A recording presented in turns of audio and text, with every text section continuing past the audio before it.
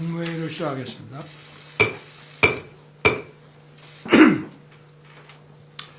저는 지난주 파리에서 열린 제172회 BI 총회 참석해서 2030 세계 박람회 4차 프레젠테이션을 마치고 돌아왔습니다. 이 4차 PT는 오는 11월 개최국 결정을 앞두고 회원국 표심을 좌우하는 가장 중요한 PT입니다. 저도 직접 프레젠테이션의 한 부분에 연사로 나섰습니다. 가수 싸이 씨와 카리나 씨, 또 성악가 조수미 씨를 비롯해서 건축가 진양교 교수와 스타트업 이수인 대표께서 박람회 유치의 당위성을 특색 있게 발표해 주셨습니다. 이번 BI 총회 준비를 위해 똘똘 뭉쳐서 함께 뛴 부산유치위원회, 또 관계 부처와 기업인들, 자원봉사자, 그리고 한마음으로 성원해 주신 국민 여러분께 깊이 감사드립니다. 부산 엑스포는 기후위기, 디지털 격차, 글로벌 사우스 문제 등 인류가 당면한 복합 위기를 풀어가는 솔루션 플랫폼이 될 것입니다. 세계의 기업들이 모여 새로운 비즈니스를 창출하는 만남의 장이 될 것입니다. 대한민국의 첨단 디지털 기술과 K컬처의 매력은 부산 엑스포를 역동적이고 매력적인 교류의 장으로 만들 것입니다. 또한 현재 BI 회원국을 대상으로 추진 중인 1250여 개의 ODA 프로그램들을 개별 지역과 국가의 특성 그리고 수요에 맞게 특화를 시켜 나가고 있습니다. 이번 프랑스 방문 계기에 저는 마크롱 대통령과 정상회담도 가졌습니다.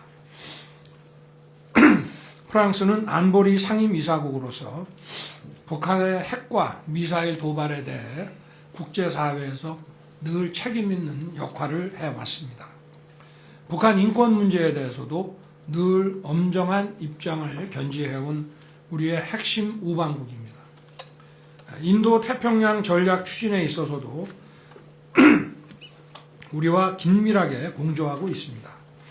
또 양국은 차세대 원전과 수소 등 청정에너지 분야의 기술 협력과 함께 항공, 우주, 사이버 분야의 협력을 더욱 강화할 것입니다. 이번 프랑스 방문 계기에 거둔 또 하나의 성과가 있다면 유럽 기업들로부터 거액의 투자가 유치된 것입니다. 2차 전지, 전기차, 해상 풍력 관련 유럽의 6개 첨단 기업으로부터 총 9억 4천만 달러의 투자 유치를 했습니다. 이로써 올 상반기에만 165억 달러가 넘는 투자 유치를 기록했고 이것은 역대 최대 규모입니다. 해외 순방 때마다 저는 세계적인 경쟁력을 갖춘 그 대학을 찾아서 교수, 전문가, 학생들을 만나서 첨단 과학기술이 가져다 주는 미래 사회의 변화와 글로벌 어젠다에 대해서 이야기를 나눠왔습니다. 이번 소르본느 대학에서는 디지털 사회에 있어서 윤리의 원칙과 규범을 제정할 국제기구 설립을 제안했습니다. 작년 9월 유엔 총회와 뉴욕 대학에서 새로운 디지털 규범 질서의 필요성을 역설한 뉴욕 이니셔티브에서 한 걸음 더 나아간 것입니다. 6월 22일부터 2박 3일간 베트남을 국빈 방문하여 트엉 주석과 정상회담을 가졌고 당 서기장과도 밀도 있는 회담을 나눴습니다.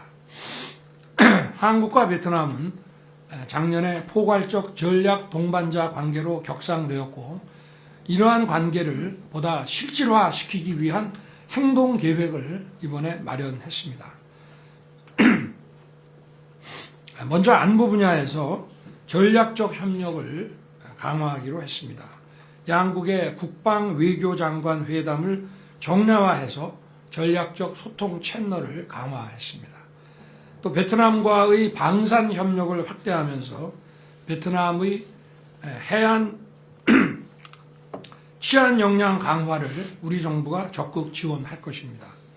베트남 정부가 북핵 대처를 위해 우리와 공조하고 인도 태평양 지역의 자유로운 항행 질서와 국제 규범을 수호하는 데 우리와 협력하기로 한 것은 의미가 크다고 생각합니다. 아울러 베트남의 풍부한 광물 자원과 우리의 우수한 가공 기술을 결합해 우리 주력 산업의 공급망 안정화에 기여할 수 있는 협력 모델을 만들어 나갈 것입니다. 또 한 베트남 과학기술연구원 VKIST가 미래를 열어가는 과학기술 인재 양성의 산실로 거듭나도록 적극 지원할 것입니다. 저는 이번 프랑스 베트남 방문을 통해 국적과 문화를 초월한 청년들의 열정과 꿈을 보면서 큰 영감을 받았습니다.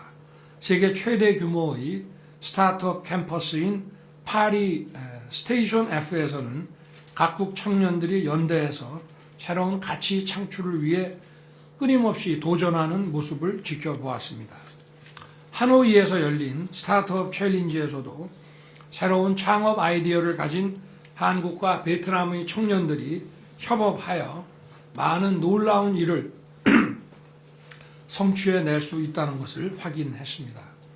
한국을 사랑하고 한국어를 유창하게 구사하는 베트남 학생들이 장차 베트남의 한국 기업에서 디지털 전문가로 일하는 것이 꿈이라고 하는 그러한 얘기들이 눈에 선합니다. 우리 청년들이 해외 청년들과 교류하고 협업하는데 불편함이 없도록 세심하게 챙길 것입니다. 또 저와 함께 동행한 205명의 경제사절단이 베트남 기업과 체결한 111건의 MOU에서도 조속한 성과를 낼 수 있도록 각 부처에서 후속 조치에 만전을 기해 주시기를 당부드립니다. 전력 인프라 개선, 인허가 취득, 우수 인력 확보 등 베트남 진출 우리 기업들의 애로사항이 해소되도록 양국 당국 간 협의를 각 부처에서도 신속하게 진행해 주시기 바랍니다. 글로벌 복합 위기를 극복하고 대외 의존도가 높은 우리 경제의 성장을 이어가기 위해 그동안 대한민국 영업사원으로서 경제외교, 세일즈 외교를 적극 펼쳐왔습니다. 최근 이러한 노력의 성과가 조금씩 나타나고 있습니다. 2013년 새만금청이 설립된 이후 9년 동안 새만금 국가산단의 투자 유치 규모가 1조 5천억 원이었습니다. 그런데 우리 정부가 출범한 이후 지난 1년간 30개 기업에서 그 4배가 넘는 6조 6천억 원의 투자가 결정됐습니다. 이 같은 대규모 투자 유치는 세일즈 외교, 또 한미 관계, 한일 관계 개선의 노력과 함께 규제를 대대적으로 풀어 기업이 필요로 하는 제도적 환경을 조성했기 때문에 가능한 일이라고 생각합니다. 무엇보다 일자리는 정부의 직접 재정으로 만드는 것이 아니라 기업이 만드는 것이라는 지극히 당연한 상식이 제 자리를 찾은 결과라고 할 수 있습니다. 앞으로 정부는 새만금뿐만 아니라 전국 어디서든 기업이 마음껏 뛰고 역동적으로 경영활동을 할 수 있도록 뒷받침해 나갈 것입니다. 아울러 여전히 어려운 경제 여건 하에서도 물가 상승률이 최근 많이 둔화되고 수출과 무역 수지도 크게 개선되는 모습을 보이고 있습니다. 하반기에는 국민들께서 변화의 결실을 체감할 수 있도록 국무위원들께서는 민생 안정과 경제 회복에 총력을 다해 주시기를 당부드립니다. 이제 장마철이 시작됐습니다. 지난주까지 모든 관계 부처와 지자체가 TF를 구성해서 수차례 대비 상황 점검 회의를 개최하며 풍수의 대응 준비를 해왔습니다. 무엇보다 가장 중요한 것은 인명피해를 줄이는 것입니다. 집중호우가 발생하면 취약시설과 지역에 대해 위험경보를 내리고 신속하게 대피와 출입 통제가 이루어져야 합니다. 각 관계기관은 철저히 점검하고 재차 확인해 주기를 당부드립니다. 감사합니다.